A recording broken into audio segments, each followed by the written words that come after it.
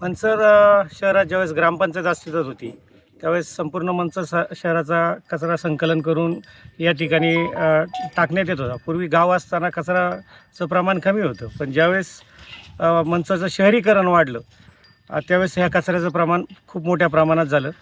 ग्रामपंचायत असल्यामुळं एवढ्या मोठ्या समस्येवर उपाययोजना करणं शक्य नव्हतं.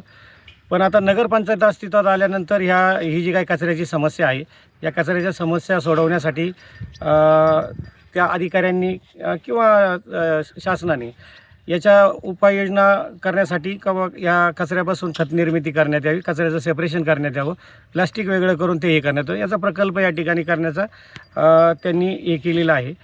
पण ते करताना ते जे काय आपण जर राज्याचा विचार केला तर राज्यात असे अनेक घनकचऱ्याचे प्रकल्प आहेत की जे काय म्हणतात, जर आपल्याला कचरा प्रकल्प व्यवस्थित चालवायचा असेल तर जे रॉ मटेरियल असतं, म्हणजे जे हॉटेल जे वेस्ट आहे, ज्याला आपण ओला कचरा म्हणतो, तो ओला कचरा मोठ्या प्रमाणात लागतो. तो जर ओला कचरा मोठ्या प्रमाणात नसेल तर ते घनकचरा प्रकल्प बंद पडतात आणि त्याचा ताण नगरपंचायतीवर येतो. म्हणून ह्या ठिकाणी जो काय प्रकल्प होतो आहे, इथला जे काय जाधवमाळा वगैरे इथली लोक आहेत, हा कचरा कधी कधी जाळला जातो. जाळल्या जातं याच्यातून जे काय मायक्रो पार्टिकल्स किंवा धूर असेल, याचा सर्वसामान्य नागरिकांना आणि पशुधनाला सुद्धा याचा त्रास होतो आहे. त्यामुळे इथल्या नागरिकांचा या गोष्टीला विरोध आहे.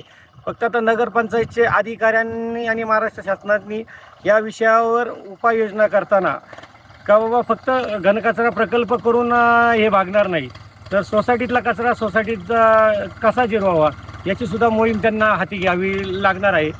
आणि ती जर हाती घेतली नाही तर मग मला वाटतं भविष्यात इथं जे आपण मोठमोठ्या शहरात पाहतो का घनकचऱ्याचे ढीगच्या ढीग होतात, त्याप्रमाणे इथं घनकचऱ्याचे ढीग तयार होतील असं मला वाटते.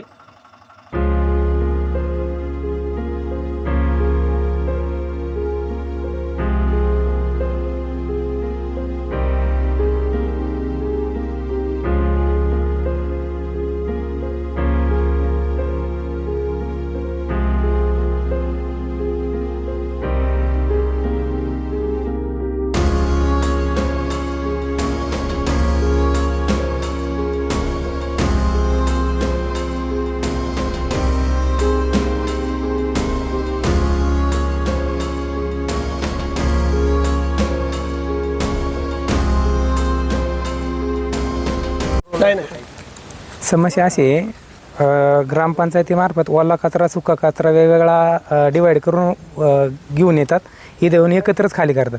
त्याच्यानंतर इथं कावळे बरेचसे प्राणी पक्षी कुत्रे वगैरे येऊन तो कचरा इथून दुसरीकडं पार्टिशन होऊन मळ्यातील नागरिकांना त्याचा त्रास होतोय खूप.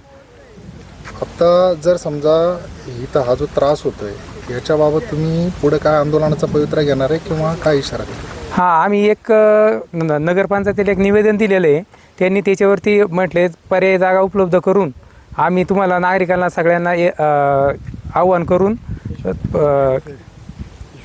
विश्वासात घेऊन तुम्हाला पर्यायी जागा उपलब्ध झाल्यानंतर पुढची कारवाई करू. पण तसं न करता जर त्यांनी जर कचरा इथंच टाकण्याचा निर्धार केला असेल तर आम्हाला आंदोलन करून स्थगितीत आणावं लागेल.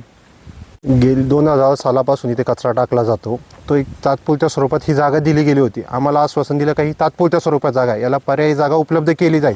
पण आज गेली 24-25 वर्षे इथं काही जागा उपलब्ध झाली नाही, कचरा वाढतच गेला. आज नगरपंचायत झाली तेव्हा नगरपंचायतने असा गाठ घातला आहे की इथं बांधकाम होईल, त्या बांधकामात तुमचा कचरा व्यवस्थापन केली जाईल. आज गेली 25 वर्ष याच्यात काही झालं नाही, इथून पुढेही काही होणार नाही. आमचं काय म्हणणं आहे का हा कचरा डेपो आम्हाला इथे नको आहे का, तर याचा आम्हाला खूप त्रास आहे. याच्यातून वायू प्रदूषण होतं आहे. आम्ही सर्व शेतकरी बांधव आहेत, आमच्या शेतीला आमच्या जनावरांना याचा खूप त्रास आहे आणि या त्रासापासून आम्ही त्रस्त आहेत. आज तुम्ही जर कचरा व्यवस्थापन करणं असं सांगता, त्याच्यानंतर त्यांनी सांगितलं का इथं कचरा वेगळा येतो, खत केलं जातं, असं काही होत नाही. रोजचा 60 टन कचरा येतो, 7.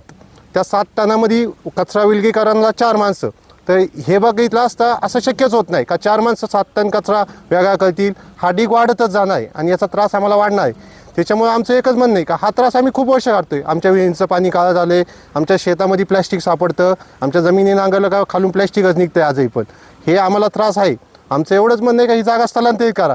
जर आम्ही म्हणजे नगरपंचायत असेल किंवा काय असेल यांना निवेदन दिलेलं आहे, यांनी जर याच्यावर म्हणजे पर्याय काढला नाही, पर्याय असून जर काढला नाही तर आम्ही आंदोलनाचा पवित्रा घेऊ आणि कचऱ्याच्या ज्या गाड्या आहेत ते इथं टाकून कोणत्याही परिस्थितीत देणार नाही, असा आमचा पवित्रा राहील.